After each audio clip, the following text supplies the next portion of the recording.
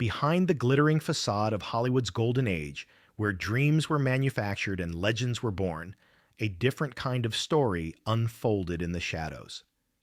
The same industry that elevated ordinary people to extraordinary heights also created pressure so intense that some of its brightest stars sought refuge in bottles, pills, and substances that promised temporary escape, but delivered permanent destruction. These weren't cautionary tales whispered in tabloids. These were real people, whose talent illuminated screens around the world, whose performances moved millions, and whose personal struggles with addiction ultimately consumed the very brilliance that made them famous. From classical theater legends to modern television icons, the battle against alcoholism has claimed some of entertainment's most gifted individuals. What drove these talented souls to seek solace in substances? How did the pressures of fame, combined with personal demons, create a perfect storm of self-destruction? Their stories reveal the human cost of celebrity and the devastating reality that talent alone cannot protect anyone from addiction's merciless grip. Subscribe to explore more untold stories from Hollywood's complex history. Oliver Reed, The Gladiator's Final Battle. Oliver Reed possessed the kind of magnetic screen presence that could transform any villain into a compelling anti-hero. With piercing blue eyes and facial scars earned during a bar fight, a permanent reminder of his relationship with alcohol, Reed commanded attention in over 120 films. His performances in The Three Musketeers, Oliver Twist, and Gladiator showcased an actor capable of bringing complex characters to vivid life. But Reed's greatest enemy wasn't any fictional antagonist. It was the bottle that followed him from set to set, from triumph to tragedy. Director Ridley Scott recognized Reed's immense talent when casting him as Proximo in Gladiator. But the role came with one non-negotiable condition: complete sobriety during filming. Reed managed to honor this agreement, delivering a performance that would become his final masterpiece. The scars that marked Reed's face told the story of a night when alcohol transformed him from celebrated actor to target. At 35, he had argued with strangers at a nightclub, walking away with characteristic dismissiveness. They followed him to the restroom and attacked with broken bottles, requiring 63 stitches to repair the damage. Reed initially feared his career was over, but the scars only added to his dangerous appeal. His friend Christopher Lee observed that after 8 drinks, Reed transformed into someone unrecognizable, a terrible figure that distressed those who cared about him. This pattern continued until his final night in Malta, where Reed accepted a drinking challenge from Royal Navy sailors. 8 bottles of beer, 3 bottles of rum, and several shots of whiskey later, his heart surrendered to the assault.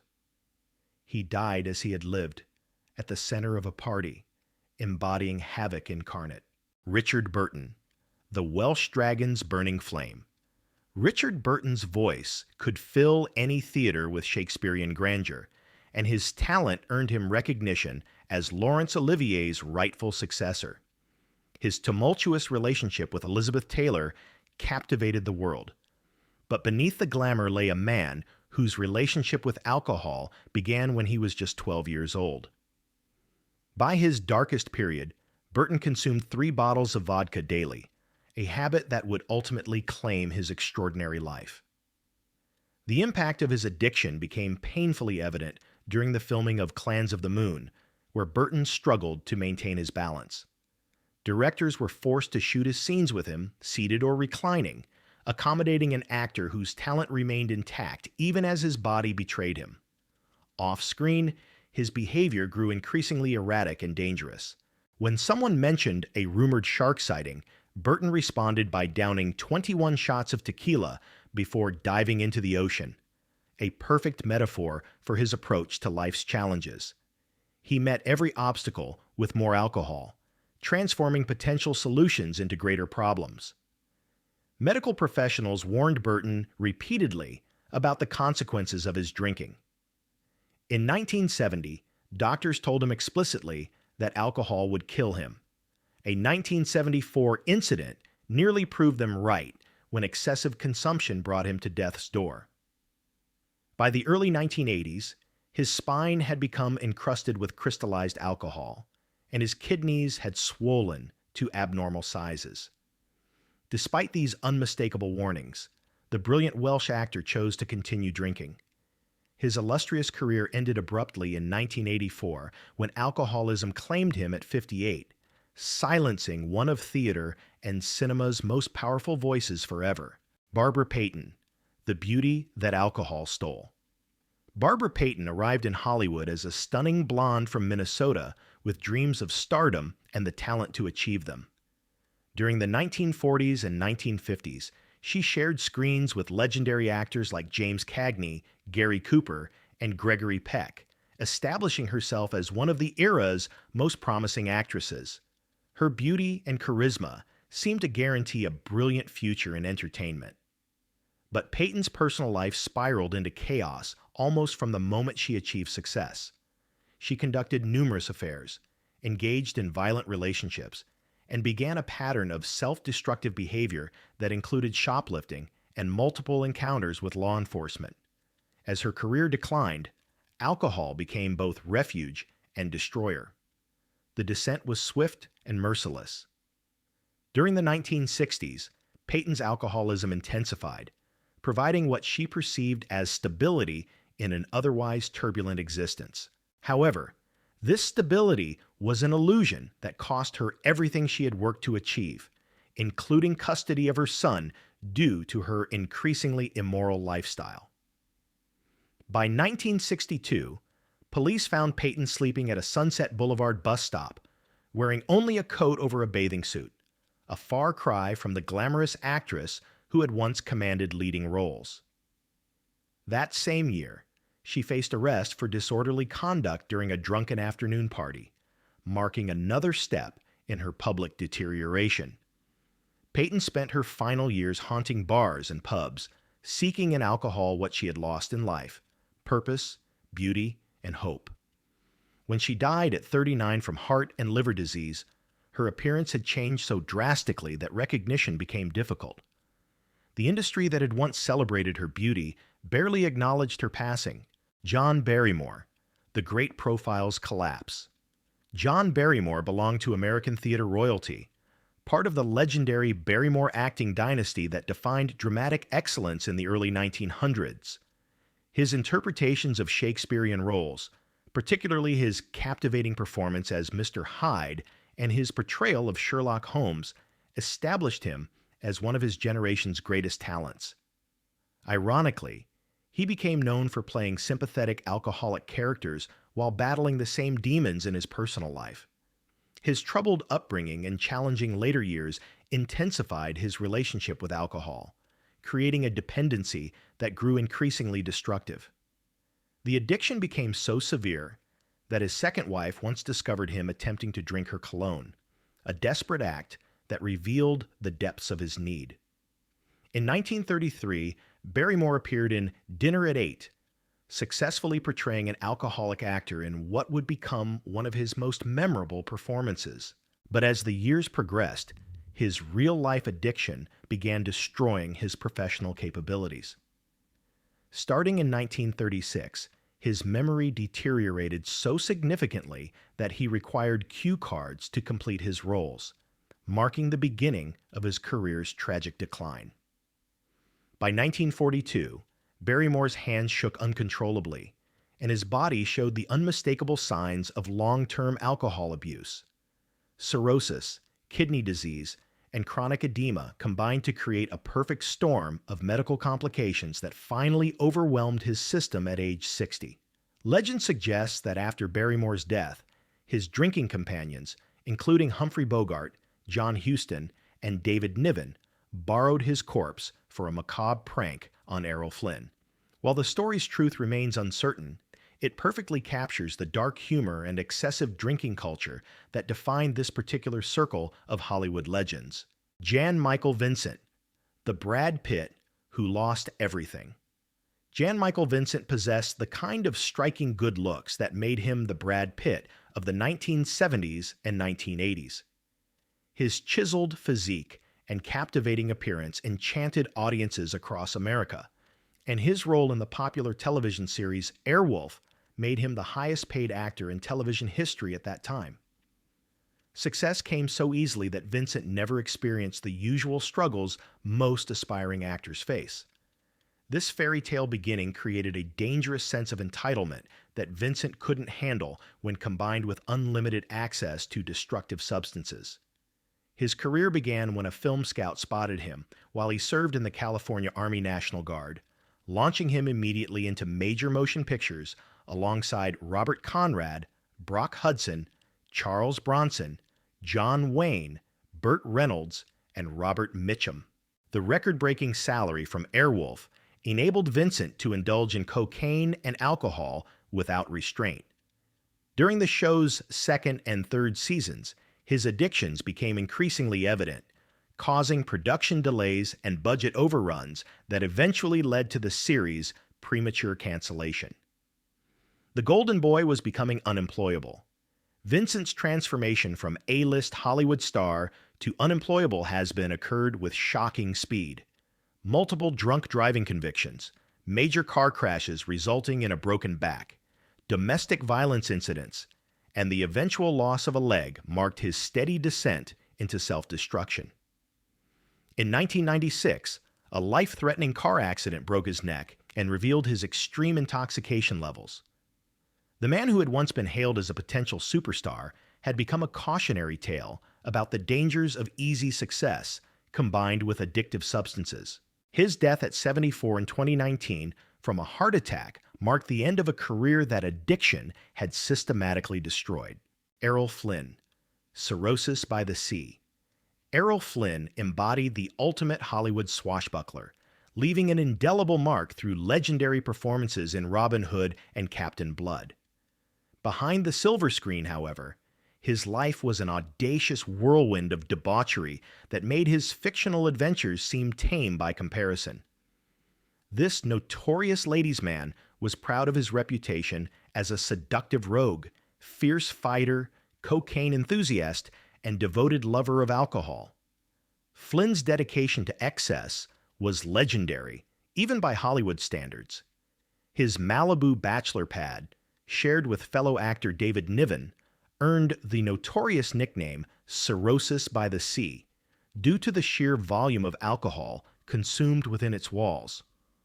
On his private boat, he orchestrated wild soirees fueled by sex, booze, and cocaine, creating a floating den of iniquity that became the stuff of Hollywood legend. His commitment to hedonism was so complete that he would stumble onto film sets in a drunken haze, once impulsively betting $500 with the crew that he could seduce his co-star, the captivating Olivia de Havilland. This wasn't mere braggadocio. Flynn approached every aspect of life with the same reckless abandon that made his screen performances so compelling. When Flynn suffered a harrowing collapse in an elevator during his early 30s, medical professionals delivered grim news. His heart and lungs had sustained irreparable damage. Astonishingly, this revelation did little to deter his relentless pursuit of indulgence. He continued living as though each day might be his last, which ultimately proved prophetic. His excessive lifestyle eventually claimed him at 50. By the time of his passing, his once dashing figure had been replaced by a bloated frame ravaged by cirrhosis, the inevitable result of a life lived without restraint or regard for consequences. Humphrey Bogart, the nice guy. Until 11:30 p.m., Humphrey Bogart has been hailed as the greatest male actor in American cinema history, with Academy Award nominations and memorable performances in timeless classics like Casablanca, The Maltese Falcon, and The African Queen. His professional reputation was impeccable, but his personal relationship with alcohol revealed a darker side of the beloved star. According to those who knew him best, Bogart was genuinely pleasant company until approximately 11:30 p.m. each evening. After that threshold, alcohol transformed him into what he believed was his true self, an abrasive, stubborn, and sometimes abusive version of the charming man audiences adored. This Jekyll and Hyde transformation became predictable to those in his inner circle. As his illustrious career progressed, drinking began impacting his professional work. He frequently arrived on sets either intoxicated or suffering from hangovers, creating challenges for directors and fellow actors. During one particularly memorable incident, he appeared on set in his pajamas, refusing to work and instead choosing to ride a bicycle around the Warner Brothers studio lot. While filming Sahara, Bogart refused to leave his dressing room until his wife, Mayo Methot, brought him a thermos filled with martinis. Even away from film sets, he rarely went long without becoming heavily intoxicated, leading to increasingly erratic behavior that included stealing a restaurant safe and abandoning it on Beverly Hills Boulevard. Despite drinking with legendary figures like Richard Burton and Frank Sinatra, Bogart's behavior frequently crossed acceptable boundaries. He was eventually barred from numerous establishments across Hollywood.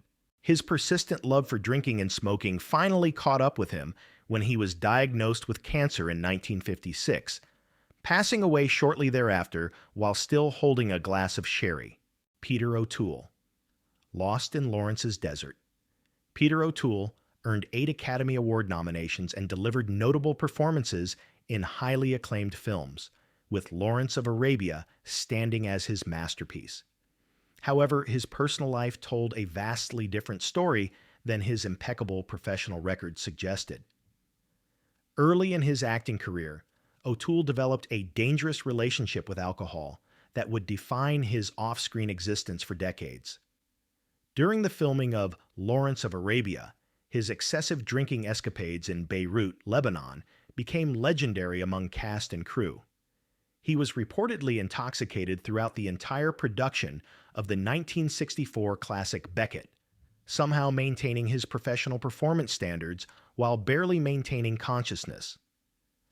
O'Toole's drinking companions shared his commitment to constant inebriation, creating a circle of friends dedicated to perpetual intoxication. He fondly remembered occasions like having a single beer in a Parisian pub and waking up in Corsica the next day, with no memory of the intervening hours or how he had traveled between locations. Perhaps most remarkably, O'Toole claimed to have learned about John F. Kennedy's assassination 22 years after it happened, showcasing the complete obliviousness that his constant inebriation created. This level of disconnection from reality demonstrated how thoroughly alcohol had consumed his awareness of the world around him. Eventually, O'Toole gave up drinking after experiencing severe abdominal pain and receiving urgent medical warnings about alcohol's devastating effects on his health. However, the damage had already been done. In his later years, his once remarkable appearance had visibly deteriorated, and in 2013, he passed away in a London hospital, his body ravaged by years of heavy drinking and chain smoking. W.W.C. Fields, 2 quarts of gin. Daily. William Claude Dukenfield, known professionally as W.C. Fields, was one of America's greatest comedians, renowned for his impeccable timing, humorous grumpiness, and distinctive nasal voice. He seamlessly blended his real-life persona with his on-screen characters, creating a unique brand of comedy that resonated with audiences across the country. However, his antisocial nature and legendary affinity for alcohol were not merely performance choices. They were defining characteristics of his actual personality. Fields achieved stardom in his mid-50s, but his career and life almost ended prematurely just a few years later when his alcoholism reached extreme levels. Reports suggested he consumed over 2 quarts of gin daily, a staggering amount that led to severe health complications including delirium tremens and periods of complete incapacitation. After barely surviving the filming of Poppy in 1936 and The Big Broadcast in 1938, Paramount Pictures dropped him due to his unreliability and deteriorating condition. This professional setback coincided with a lengthy recovery period during which Fields found solace in radio broadcasting, becoming a regular on The Chase and Sanborn Hour in 1937. The radio show, starring ventriloquist Edgar Bergen and his wooden sidekick Charlie McCarthy, became legendary, partly due to Fields' comedic banter with the dummy. He found comfort in the relatively effortless work of radio broadcasting, which allowed him to maintain his star status while his health gradually improved enough for a film comeback. Fields resided at the Los Angeles Sanatorium in Pasadena during his final 22 months.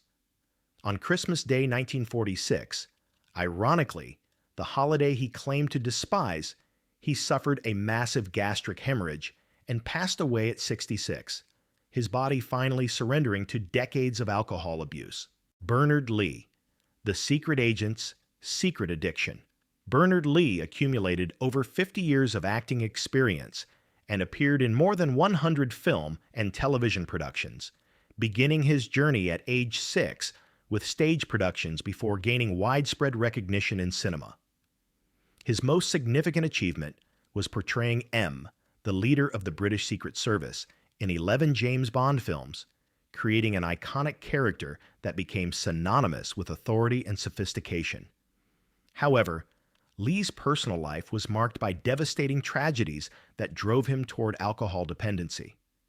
The loss of his beloved wife in a house fire, a brutal mugging incident, and unresolved financial debts plunged him into depression so severe that alcohol became his only refuge from overwhelming grief and stress. His addiction allegedly became so severe that during breaks from filming the Edgar Wallace television series, production staff confined him to his dressing room to prevent him from drinking. Despite these precautions, Lee's resourcefulness and desperation led him to hire someone to pass a straw through the keyhole, allowing him to drink discreetly while supposedly under supervision. The legendary heavy drinker Richard Burton, himself no stranger to excessive alcohol consumption, supposedly admitted that he couldn't match Lee's capacity for drinking. This admission from Burton, a man who consumed 3 bottles of vodka daily at his worst, suggests that Lee's consumption reached truly extraordinary and dangerous levels. Lee's portrayal of M required him to project authority, control, and unshakable composure while privately battling an addiction that was systematically destroying his health. At 73, he succumbed to stomach cancer, most likely caused by his excessive alcohol intake. The man who had represented British intelligence's steady leadership had lost his own battle against an enemy no secret agent training could defeat. These 10 stories illuminate the devastating reality that talent, fame, and success provide no immunity against addiction's merciless grip. Each of these individuals possessed extraordinary gifts that brought joy to millions, yet they struggled with demons that ultimately proved more powerful than their artistic brilliance. Their battles reveal how the pressures of celebrity, combined with personal trauma and easy access to destructive substances, can create a perfect storm of self-destruction. From Oliver Reed's final drinking challenge to W.C. Fields' 2 quarts of gin daily, these stories remind us that addiction doesn't discriminate based on talent, intelligence, or achievement. The same industry that elevated these individuals to legendary status often provided the circumstances and pressures that made substances seem like necessary escapes rather than dangerous traps. Their legacies serve as both inspiration and warning. Inspiration for the magnificent art they created despite their struggles, and warning about the human cost of untreated addiction. Behind every brilliant performance lies a complete human being, vulnerable to the same struggles that affect people everywhere, regardless of their place in the spotlight. If you or someone you know is struggling with addiction, remember that help is available. Subscribe for more stories that explore the complex realities behind Hollywood's golden facade.